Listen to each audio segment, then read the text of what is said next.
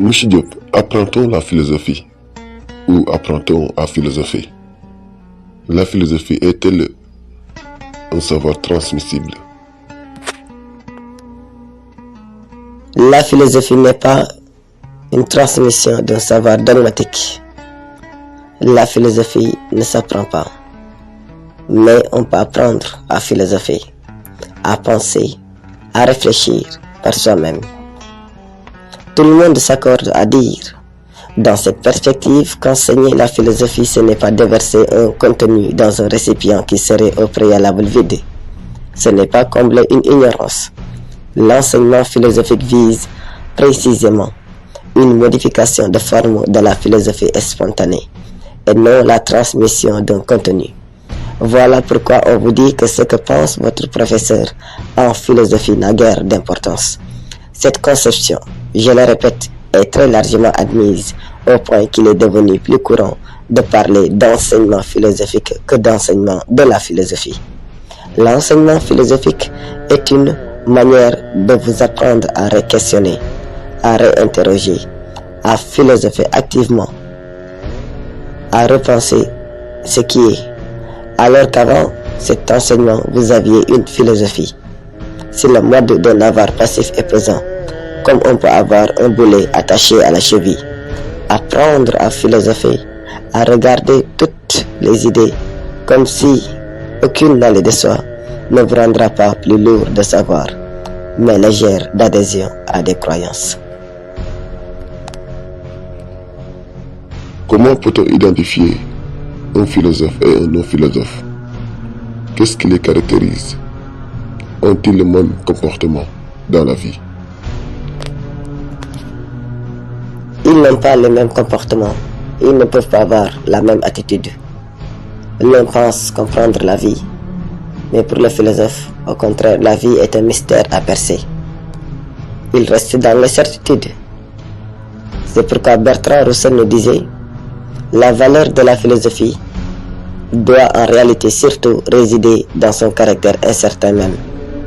Celui qui n'a aucune teinture de philosophie, c'est-à-dire l'homme du sens commun, traverse l'existence, prisonnier de préjugés dérivés du sens commun, des croyances habituelles à son temps ou à son pays, et de convictions qui ont grandi en lui sans la coopération ni le consentement de la raison.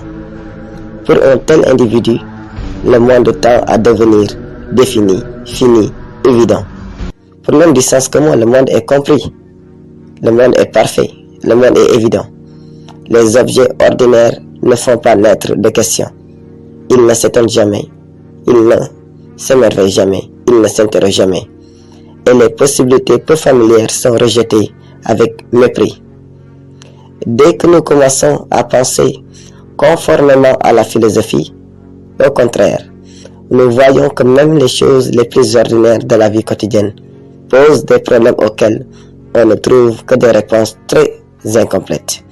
La philosophie, bien qu'elle ne soit pas en mesure de nous donner avec certitude la réponse aux doutes qui nous assiègent, peut tout de même suggérer des possibilités qui élargissent le champ de notre pensée et délivrent celle-ci de la tyrannie de l'habitude, tout en ébranlant notre certitude concernant la nature de ce qui nous entoure.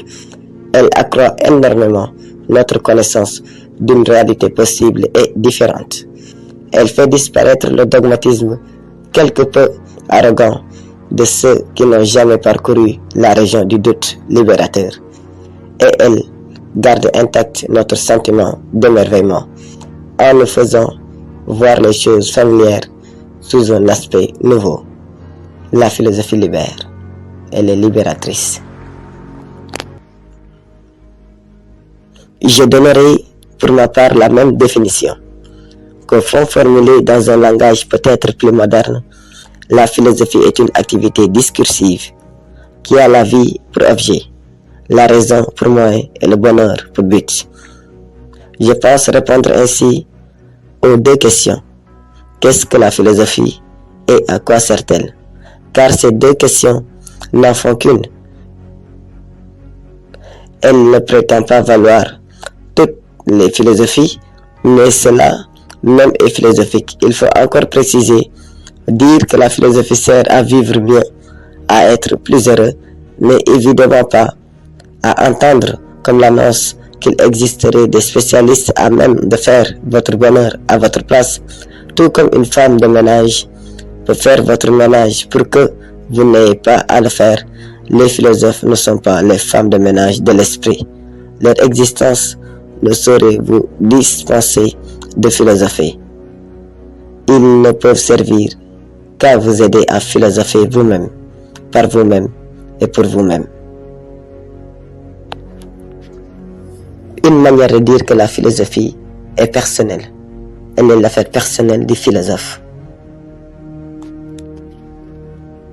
La philosophie, selon Antoine Guillaume Amo, est une attitude de l'intelligence et de la volonté par laquelle nous cherchons à connaître les choses elles-mêmes de façon précise et adéquate, avec certitude autant qu'il se peut.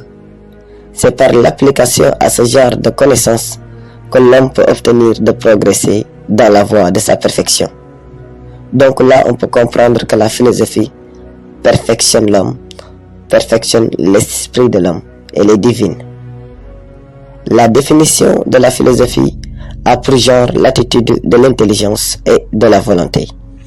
En effet, la philosophie ne s'occupe pas seulement de l'intelligence, mais aussi de la volonté et de ses actes.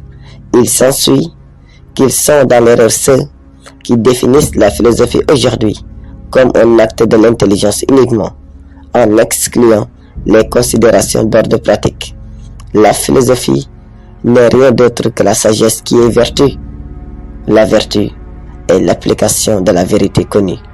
Cette définition est valable sur le plan théorique, mais elle ne l'est pas du tout sur le plan de la pratique, parce qu'elle ne contient rien qui se porte à la pratique. Or, la sagesse et la vertu sont synonymes, car comme en témoigne Cicéron lui-même, c'est dans l'action que réside tout l'éloge de la vertu. Donc, la philosophie et la sagesse et la vertu, et ceux qui la cherchent sont appelés philosophes. Aussi, ce qu'il faut savoir chez le philosophe, c'est qu'il doit douter. Il ne doit jamais douter après une déception, mais il doit toujours douter avant d'être déçu. Le philosophe doute avant d'être trahi, avant d'être trompé, et non après avoir été trahi ou après avoir été trompé, comme l'homme du sens commun. Le doute est le sel de l'esprit. Sans la pointe du doute, toutes les connaissances sont bientôt pourries. J'entends aussi bien les connaissances les mieux fondées et les plus raisonnables. Douter quand on s'aperçoit qu'on s'est trompé ou que l'on a été trompé, ce n'est pas difficile. Je voudrais même dire, cela n'avance guère. Ce doute forcé est comme une violence qui nous est faite. Aussi, c'est un doute triste, un doute de faiblesse. Ce doute n'est pas philosophique. C'est un regret d'avoir cru et une confiance trompée. Le vrai doute, c'est-à-dire le doute philosophique, c'est qu'il ne faut jamais croire et qu'il faut examiner toujours, analyser toujours avant d'adhérer, d'accepter, de se fier. L'incrédulité n'a pas encore donné sa mesure. Croire est agréable. C'est une ivresse dont il faut se priver. Ou alors dites adieu à liberté, à justice, à paix.